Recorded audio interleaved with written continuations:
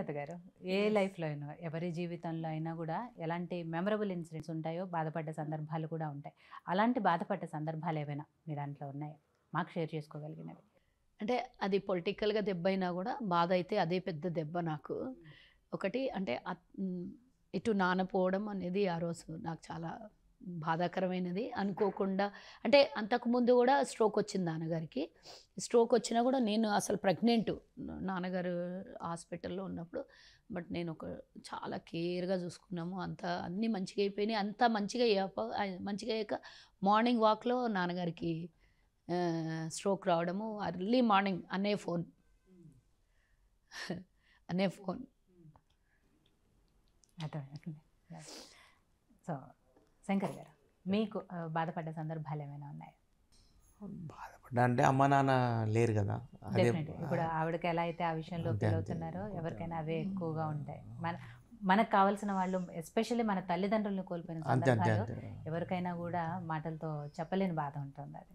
But so Sujatha గారు, I'm sorry, మీ పెళ్లి రోజు అండ్ బర్త్డే రెండు ఉన్నాయి.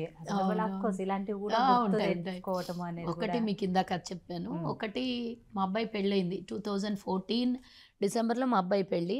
15లో మేము నమ్ముకున్న వాళ్ళే వ్యాపార పరంగా పెద్ద దెబ్బ తీయడం. పొలిటికల్గా దెబ్బ, వ్యాపార పరంగా పెద్ద దెబ్బ తీశారు. ఎవరినైతే నమ్ముకున్నామో వాళ్ళే పెద్ద దెబ్బ తీశారు. అప్పుడు ఇంట్లో ఇంకా పెళ్లి సందడే తీరలేదు. ఆ పెళ్లి హడావుల్లో ఉన్నప్పుడు బిజినెస్ పెద్ద దెబ్బ తీశారు. కోట్లలో లాస్ చేశారు. పెద్ద దెబ్బ తీశారు. అది మర్చిపోని సంఘటన. ఇప్పటి వరకు కూడా స్టిల్ అది డెఫినెట్గా ఎందుకు జరిగింది వాళ్ళకి మాత్రం డెఫినెట్గా అది ఏమంటారు, శేషమైతే ఇస్తాను వాళ్ళకి. ఎందుకంటే తెలియకుండా మమ్మల్ని ఇబ్బంది పెట్టి మానసికంగా, ఆరోగ్యపరంగా ఇంట్లో పెళ్ళైన కొత్త కోడలు మేమందరం ఉన్నాము. ఆ టైంలో పెద్ద దెబ్బ, బిజినెస్ దెబ్బ తీశారు. అంటే మేము ఆ బిజీలో ఉంటే అందరు కలిసి చేసారు. పొలిటికల్తో పాటు అది కూడా ఒకటే. బాగా మేము నమ్ముకున్న వాళ్ళే అంత అని నమ్ముకున్న వాళ్ళు మోసం చేశారు.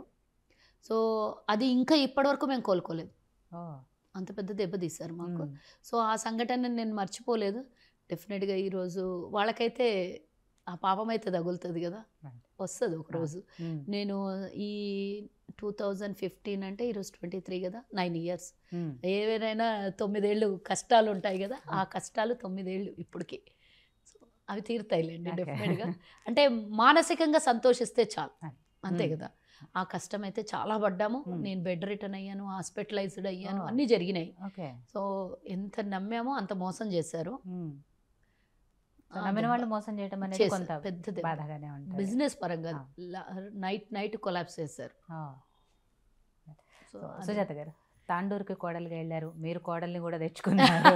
సో అత్తగారు కోడలుగా వెళ్ళారు, ఇప్పుడు అత్తగారు కాబట్టి సో మీ కోడలతో ఎలా ఉంటుంది?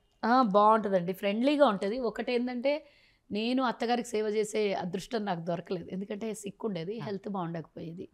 సో ఈ కాలం పిల్లలు చాలా ఇది కదా. మేమేమో అప్పుడు మామయ్య గారు అత్తగారు వస్తున్నారంటే కుర్చీల మీద కూడా కూర్చునేది కాదు. అంటే నిలబడేవాళ్ళం. వాళ్ళు ఎంతసేపు ఉంటే బావగారులు, అత్తగారులు, మామయ్యలు వస్తుంటే అలా రెస్పెక్ట్ ఉండేది కదా. ఇప్పుడు ఫ్రీగా మేము కూడా జనరేషన్ తగ్గట్టు మేము కూడా అలాగే చూసుకుంటున్నాం. ఫ్రీ మైండెడ్, బాగా ప్రేమ చేస్తుంది. ఒకటి అమ్మాయి అంటే ఈ జనరేషన్ అమ్మాయి అయినా కూడా అందరి కుటుంబాన్ని అందరినీ ఇష్టపడుతుంది, అందరితో బాగుంటుంది. రెస్పాన్సిబిలిటీస్ తెలియకుండే అమ్మాయికి ఏమీ తెలియకుండే, కానీ ఇప్పుడు అన్ని పిల్లల బాధ్యతలు అన్నీ చూసుకుంటుంది. ఏం రాదు పాపం. పెళ్ళైనప్పుడు మా అబ్బాయి, చిన్న అబ్బాయి ఉన్నాడు. నేను తాండూరు వెళ్ళానంట, ఆ రోజు టీ పెట్టమన్నాడంట బాబు, పెద్ద బాబు టీ పెట్టమంటే పొయ్యి వెలిగించడం కూడా తెలియదు ఆ పిల్లకి. ఏం తెలీదు. టీ పొడి వేసి నెట్లో పోయాలని కూడా తెలియదు అమ్మాయికి. మమ్మీ అంటున్నాడు చిన్న అబ్బాయి, నెట్లో పొయ్యాలా అని అడిగిందట. అలా ఇప్పటికి సెట్ అవుతుంది, ఇప్పుడు మంచి సెట్ అవుతుంది. పిల్లలు పెద్దోళ్ళు అయిపోయారు. బాబు మనవాడు 8 years వచ్చేసిండు అప్పుడే. ఇప్పుడు రెండో అబ్బాయి పెళ్లి చేయాలి మేము ఈసారి. సో కంటిన్యూగా అవుతా ఉన్నాయి. అన్ని. ఫస్ట్ బాబు పెళ్లి, వాళ్ళకి పిల్లలు, మళ్ళీ తర్వాత ఇప్పుడు రెండో బాబు పెళ్లి, ఇప్పుడు రెస్పాన్స్ ఈ మధ్య గ్యాప్లో పొలిటికల్గా నాకు చాలా టైం దొరికిపోయింది. ఇప్పుడు మళ్ళీ ఇంకో రెండవ బాబు పెళ్లి చేస్తే మళ్ళీ 1 year అది కొంచెం ఉంటుంది కదా, బిజీగా ఉంటాము. కానీ ఈ మధ్య గ్యాప్ బాగా దొరికింది. యాక్చువల్లీ రెండో బాబుది కూడా అయిపోయి ఉండాలి ఇప్పటికే పెళ్ళిళ్ళు. చదువులు అని మధ్యలో కరోనా వచ్చింది. అవన్నీ కొంచెం బాబు ఇంకా మళ్ళీ హైయర్ ఎడ్యుకేషన్ కోసం ఫారెన్ వెళ్ళిపోవడం అవన్నీ అయ్యాయి. ఈసారిగా డెఫినెట్గా ప్రభుత్వంలో మన పెళ్ళి, మా అబ్బాయి పెళ్ళి. ప్రభుత్వంలో ఉంది జరుగుతున్నప్పుడు పెద్ద పెద్ద వాళ్ళు వస్తారు, అదంతా కూడా అంటే నేను చెప్పాను కదా, ఏది నేను కోరుకోను. అన్ని సంఘటనలు అనుకోకుండా జరిగిపోతుంటాయి, అన్ని అచీవ్మెంట్స్ కూడా అలాగే వచ్చాయి. ఇప్పుడు బాబు పెళ్లి కూడా నేను ఇన్నాళ్ళు కావాలి అనుకున్నాను, అది జరగలేదు. మరి ఇప్పుడు ప్రభుత్వంలో ఉన్నప్పుడు పెళ్ళి అవుతుంది అంటే అది కూడా నాకు భగవంతుడు ఇచ్చిన గిఫ్టే అనుకుంటా. అంటే పలానా వాళ్ళు రావాలి, పెద్దవాళ్ళు రావాలి అనేది ఎంత అబద్ధాలు చెప్పాలన్నా కూడా దాచిపెట్టేది కాదు కదా, మనకు కూడా ఉంటుంది కదా. ఒక సీఎం లెవెల్లో మనకు తెలిసిన వ్యక్తులు రావాలి, మన పార్టీ గవర్నమెంట్ ఉంది అంటే నాట్ ఓన్లీ బ్లెస్సింగ్స్ కోసం నేను చెప్పేది, అది ఒక పొలిటికల్ మేము ఉన్నాం కాబట్టి అది కూడా ఒక ఫీలింగ్స్ ఉంటాయి. ఇప్పుడు నేను మా చిన్నవాడు రోజు అనేవాడు అనమాట, నీ గవర్నమెంట్ వచ్చే వరకు నీ పెళ్లి కాదేమోరా అనేవాడు. గవర్నమెంట్ వచ్చింది, పెళ్లి కూడా అవుతుంది. ఇంక ఇప్పుడు ఈ సమ్మర్ వరకు పెళ్లి చేసేయాలి పరిస్థితి.